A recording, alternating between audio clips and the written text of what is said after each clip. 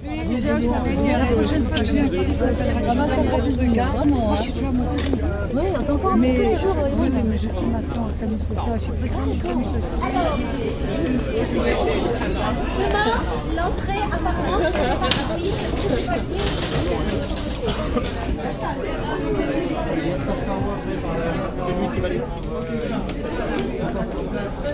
Et après, il faut qu'on voit les retours que vous avez besoin dans vos programmes. Oui, ça on fera ça. Ouais.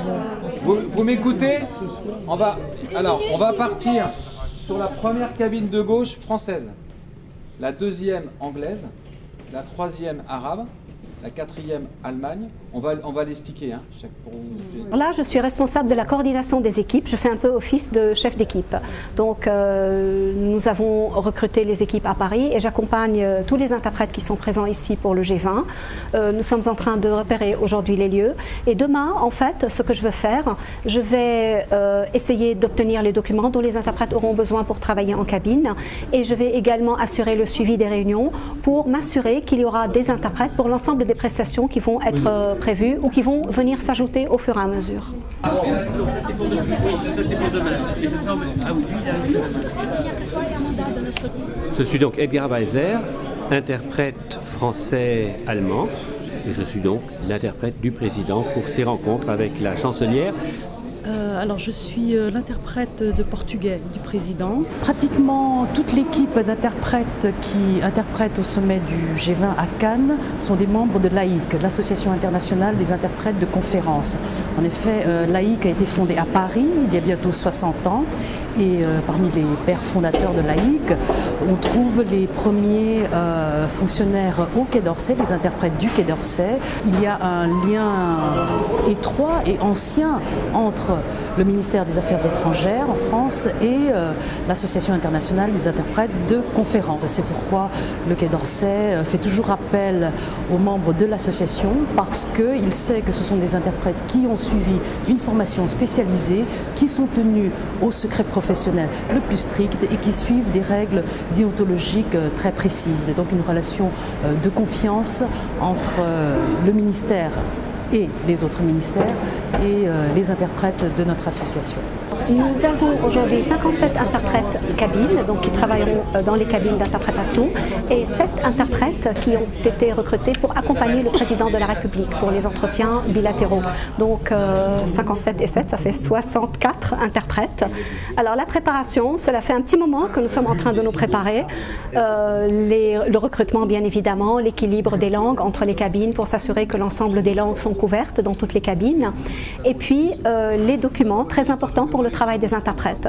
Donc nous nous adressons au service de l'Élysée, les conseillers qui étaient en charge de la préparation des documents, et également au Quai d'Orsay, par exemple la Direction générale de la mondialisation ou les cabinets des ministres concernés pour obtenir les documents dont les interprètes ont besoin.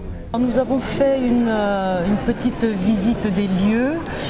Nous avons vu la salle où auront lieu les réunions plénières, nous avons vu les cabines, l'attribution des canaux pour chaque langue, et puis je crois qu'il y a encore des salles à découvrir où auront lieu des réunions plus restreintes et des bilatérales. Et il faudra également repérer l'endroit où le président accueillera ses invités demain. Je suis arrivé au Palais des Festivals pour découvrir les installations, les locaux, les salles, parce que ensuite, une fois que la conférence va commencer, tout va aller très très vite. Et là, je vais commencer à travailler dans un peu plus d'une heure, dans une réunion de ce que l'on appelle le Club de Francfort, réunion consacrée à la situation économique actuelle sur laquelle je n'ai pas besoin de m'étendre. C'est évidemment un grand honneur et puis c'est une grande marque de confiance de se voir confier une responsabilité de la sorte. Le trac est à la mesure de l'enjeu, mais en même temps, j'allais dire, en comparaison avec un acteur qui n'a pas le trac n'est pas un bon acteur. Tout d'abord, j'aime voyager et j'aime beaucoup les langues.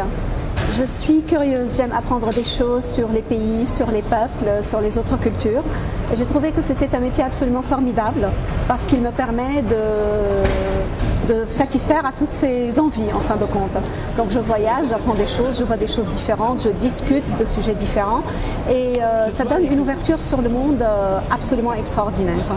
Et j'ai la chance de pouvoir exercer mon métier à ce poste-ci et j'ai un peu le sentiment d'être un peu utile dans ce que je fais et c'est vraiment un plaisir de redonner un peu de ce qui m'a été donné en fin de compte. Le travail d'un interprète consiste à être au courant de ce qui se passe et en particulier au courant de ce qui se passe sur le terrain de la politique internationale, de l'économie, des relations internationales et c'est vrai que l'actualité est extrêmement riche en ce moment. Donc on se tient au courant de ce qui se passe et au surplus, on a une préparation un peu plus ciblée sur les thèmes qui sont traités dans une réunion comme celle du G20 de Cannes. On se prépare à ce métier. C'est un métier qui exige une formation spécialisée. On apprend à écouter le message, à l'analyser, à le retransmettre ensuite dans la langue d'arrivée. Et pour cela, il faut que l'on suive l'actualité politique, économique, sociale. Il faut qu'on ait de solides connaissances linguistiques, évidemment, au départ. Il faut qu'on ait un bagage de culture générale très riche également. Il faut avoir un esprit d'ouverture, de curiosité vis-à-vis de l'autre, de la culture de l'autre. L'ambiance dans les cabines est, studieuse et concentrée.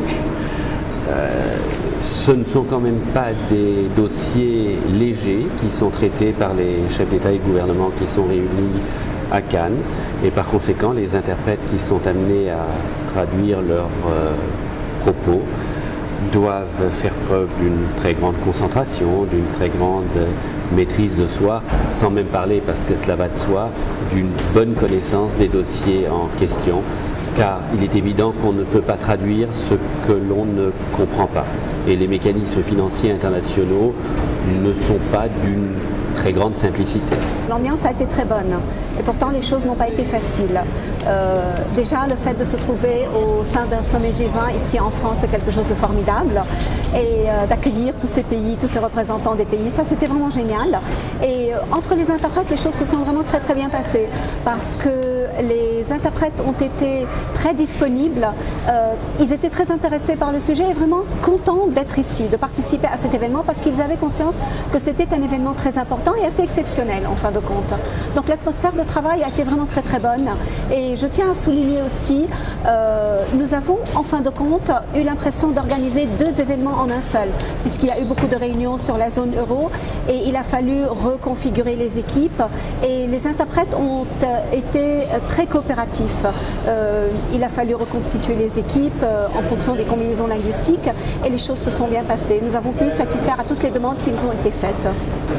Une certaine fatigue, le travail a été intense à la mesure de la situation internationale.